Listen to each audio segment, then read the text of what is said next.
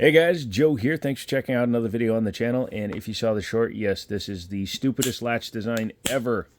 Rather than make it simple and easy to use, they decided to put the words push and pull on the same thing, which means you got idiots that are going to go, it doesn't open, when you have to actually just put pressure in the center. It's kind of like CZ putting that little press here button there. We don't need that kind of complexity in our lives. Also, I love when I open this box and it says tritium sites, radioactive UN2911. So that is awesome. What's inside the box? Well, what we have here is a failure. Kinda. This is the Beretta APX A1 variant of the APX. If you don't know, the APX was Beretta's attempt to replace the M9. And we all know how that goes, uncommanded discharge firearms. This is a pretty cool unit. Comes in at a very reasonable price. And let's go ahead and take a look at the box. I'll be honest, I forgot I own this gun until I was going through all my guns. Also, this is terrible. Why would you make your owner's manual a roadmap? I'm not opening that. No, not going to do it. I refuse. I refuse, son. Has all your warnings, your bumps, all that stuff. Comes with a couple extra back straps. Ooh, may have to change out to that guy right there. Yes, we will be definitely putting on that back strap. Sorry, I bought this gun used and it smells weird. It comes with an extra mag, your speed loader, and a couple of back straps. I like that. It always gives you a little bit of an enhanced feel on it. So we'll be changing that in this video, assuming I remember how the hell to do it. Yeah, okay. All right, so we'll leave that out. But what we're going to do is we're going to take a look at this firearm and compare it to another gun that I actually think is superior to the 320 as well. And this is coming from a guy that has like a bunch of 320s. But in this video, we'll also be comparing it to my Echelon. Granted, this is a upgraded Echelon, but it's still internally, this is a stock Echelon. But the Beretta APX was submitted by Beretta for the U.S. military trials. Beretta obviously had the M9A2, and then they submitted the A3. And they also submitted this as a potential replacement because the U.S. military wanted to go to a chassis system, making guns both more universal for maintenance as well as size adjustability, because the M17, M18, the M18 is just a shorter in every dimension version of a 320. So Beretta supplied the APX, and it did really well in the trials. It wound up losing out to SIG. I've spoken with anonymous sources that I can't name, but they told me that basically Sig Sauer was selling their guns for a ridiculously low price, let's say sub $200 per unit to the U.S. military, which is a number Glock couldn't make, and obviously Beretta couldn't as well. And it kind of sucks that it didn't get adopted because in many ways, this gun is superior to a 320, although in some ways it is not. A P320, for those of you that don't know, hold on a second, is this. This is a heavily modified gun, but as you can see, this is an M17, and it has the M17A1 serial number, so this was a military-issued one before I got my grubby little hands on it and did my modifications. But this is the gun that wound up winning the XM trials, and it is a good gun, especially when you modify it. But out of the box, this gun is basically just a striker-fired variant of a SIG 250, which honestly was probably the safer gun because that was a double action only with a bobbed hammer. You can actually use the 320 frame with the 250s. It's that close. But yeah, this is a perfectly serviceable gun, but they were able to sell these cheaper than any of their competitors, which is why they won the trials. If you want to see a full video of this guy at the range, let me know because, you know, compensated, has everything on it. Yeah. Anyways, that's that one. Get that out of the way. Don't want to hit my dog with it. But this was Beretta's entry. Now, the first generation of this gun, this is technically a second-gen APX. The first generation is commonly called the Toblerone because it has vertical serrations on the slide, and it's a chunkier squared off slide. This is the APX A1. It's not the tactical because it doesn't have the threaded barrel, but it is the APX A1. Chambered in 9x19. Not sure if they were going to do it in 40. That would have been interesting. Has single-sided for the mag release, but it does appear to be reversible. It is ambidextrous for the slide lock slide release, and the takedown is singular. Has a trigger safety No other external manual safeties, although there is a place for a manual safety there because that was a requirement. Just so you know, this gun had a safety. I removed it because I don't like safeties. Anyways, a gun that very closely competes with this gun is also the Springfield Echelon, which is also a chambered system. You can see they're about the same size. They're very similar in weight, and overall feel, they actually feel very similar. The Springfield Echelon is made in Croatia. Otherwise, this probably would have been another strong alternative to the 320s. And we'll have to do a direct comparison between these two firearms at some point. But yeah, I thought that was pretty interesting. I like this gun. Sharps Brothers frame is amazing, and I took my magwell off for testing on other guns. But yeah. Polymer frame, striker fired, steel slide. This one is optics cut. That's RMSC pattern. Be careful when you're taking these off. Sometimes you might want to heat them up first. They use Loctite at the factory. I have seen stripped bolt heads because that kind of bolt head is very, very delicate to breaking and stripping. The grip texture has very strong diamonds on the front here. Very grippy, very easy to hold. You are not dropping that. Same thing on the back. The side strap is just like a sandpaper style, which is okay. This is probably the most important areas, which is why they're the most heavily textured. And it does have a little bit of texturing here, but this is just vestigial. It barely does anything. These function as a memory notch, though, so that's cool if you're going to run it left or righty. Having a place where you can just remember to put your finger so that you're not keeping it on the bang switch is a good thing. It is a 3-slot pick rail, so you can put lights, lasers, bazookas, small children with tactical nuclear devices. This one has a tritium with white front sight with a blacked out rear, which is my personal preferred style. It also retains the rear sight when you put an optic. So if you have a low enough optic, there are very low profile optics such as Siley Cat Zeros, Breris Fastfire E's, and I think the Sig Romeo X. They sit low enough where they could potentially co-witness with that sight, but you can also upgrade the sights to suppressor height or higher than standard so that you can co-witness with the red dot should you wish. Some people don't care. They just run one sighting system. I kind of like having options, to be completely honest. Same thing like with this guy, this rear sight. This is the Canik Mechanic MEO3. It's basically an SRO clone, so it's too tall because this was not a threaded barrel gun. It cannot co-witness with these sights, although if you just kind of line up your target with the base of this sight, it works.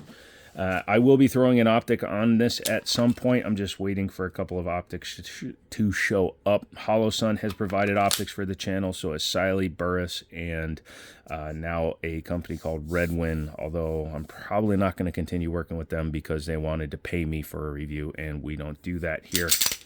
The trigger is pretty solid on this, single action only, and it does have a trigger safety. These trigger safeties, people tout them as amazing. They are literally nothing but a piece of plastic. If you look here, you see that little bit of plastic back there. It simply interfaces with the body of the gun, unless that is pulled, and then it allows the trigger to continue rearward. That is all these trigger safeties do. There's nothing mechanically interfacing with any other part of the gun when you have that. It simply just doesn't allow the gun to go all the way back. So they're easily defeated. Some people would just shave that off and then whatever. I don't recommend modifying any safety on a carry gun, but if it's a range toy, frickin' sky's the limit, because this is, obviously what you do when you modify guns. Sorry, I just like that build. Yeah, the sight picture is pretty easy to pick up, especially with that blacked out rear, and I like it. Let's talk about the trigger pull. It has a little bit of take up, which all striker fire guns do. Comes back and breaks through. It's a little bit of a heavy pull at the wall. Like, you get to the wall, right? It's really easy to pull to the wall. Not a whole lot of junk there. It's really tight, but there's junk as you pull through.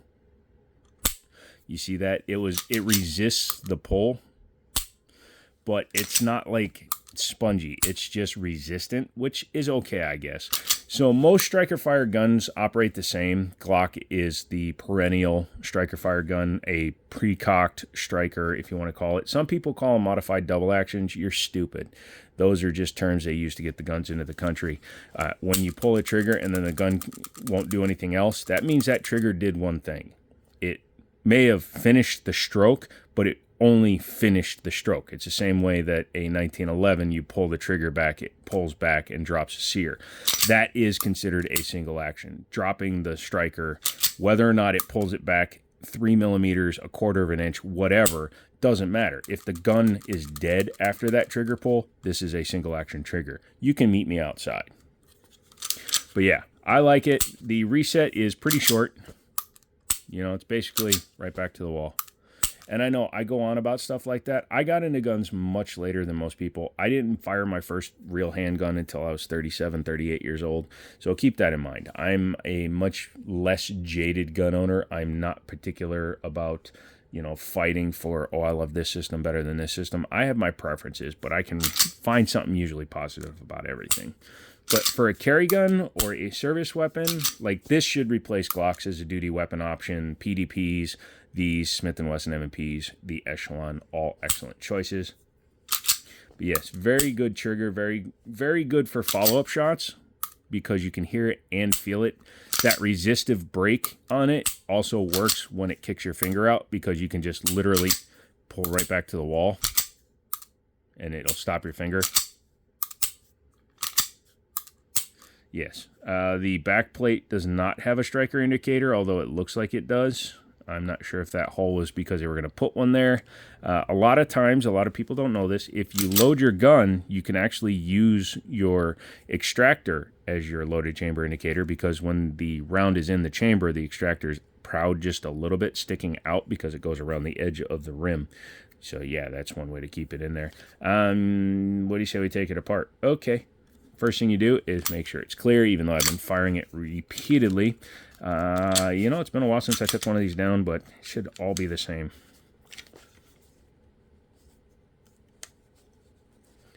Give me a second.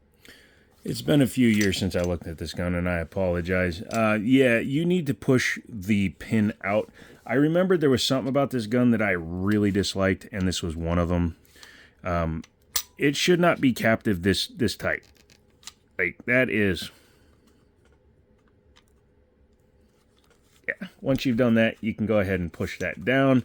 You need to hold it in position while releasing the slide, at which point you can then disassemble it. Really good job with your spring there, buddies. Captive guide rod held under pressure. Very nice. And then your barrel just comes out. If you have a threaded barrel, obviously you'd have to take off the end cap. Taking a look at the frame, these continuous long rails are one of my favorite things about a lot of guns that have them. I know that's a stupid way of putting it, but what I mean is when the longer the frame rail, the more contact the slide has, the less side to side it has, the potential for greater accuracy exists. 90% of firearms will outshoot a shooter. That's not always the case, but 90% of the time that is the case. Taking a look inside the slide, there's definitely a finish difference between the outside and the inside, but that's fine. Again, this gun is used. There is your firing pin block there. You can see the spring for the striker assembly is there. Very nice finishing on it. A little bit of weight reduction in there. And, of course, you have your slide cuts for the optic there. A lot of companies have abandoned the rear plate in the wake of or because of potential for switches. Canik has moved away from them. A couple other companies, Taurus's TX series does not use a back plate, although you can put an FRT in those. So keep your eyes open for more companies to eliminate their back plate just because striker fire guns are susceptible to switch placement. Although this is a slightly different firing design than a Glock, this is actually much more simple. You can literally see it just is pull back here, it drops your disconnector. So this pulls up, hits the firing pin block, and it just literally pulls down and releases it. Whereas the Glock system uses a crucible kind of style. This is much more singular piece, much simpler. honestly, that's better. Makes for easier maintenance too, because you can get easier to the spring for lubing and cleaning the internals. A little bit of corrosion. Oh no, okay, that was the company stamp. At first I thought there was corrosion on the ejector, but there isn't. Barrel is just a standard tilting lockup with a pass-through design. All the modern striker fire guns use that. Captive recoil spring. It is a metal guide rod, although personally I would like to see a double nested or triple nested, which would aid in recoil even more. If you want to go fast, you need better recoil. Go ahead and reassemble it. Make sure that your small end is going through the front. Obviously the gun won't go back together unless you have the correct components on the gun facing the right way. There's 2 spots in the notches there. You want it on the bottom one so that the guide rod is horizontal. Make sure that the takedown lever or lever is in the correct position. I was going to change the back strap, wasn't I? I believe it's just under tension in there, right? Yeah, so you'd need to pull out this piece of metal, which retains the entire back strap, and I'm not going to do that on camera, but I will do that before I take this gun to the range. But once you have reassembled the slide, you simply just take it here, start it on your frame rails, run it back, and when you rack it, it should put that back into position. Yep, as you can see, it reset the takedown, so the gun is back in firing condition. And thankfully, no magazine disconnect. Yeah, very cool. Honestly, it's a good gun. You can find these sub $400 with optics cuts pretty much everywhere, which is pretty solid. I kind of wish they did a long slide variant, something like a full-size 320 style, where it had like a nearly 5-inch barrel. That would be cool as hell, because I think it would be better weight balance. Yeah, the ass has a lot of weight to it. You can just see. But yeah, if you own one of these, let me know your experience through many rounds. I don't have a lot of rounds through one. Mine original one had a broken optics mount, so I barely shot that thing. If you like this one, come back for another video. Like it, subscribe, all that stuff. My dog is tired and wants to go to bed. So, hey, Rocky, say goodbye. Say goodbye, Rocky. All right. I'll talk to you later.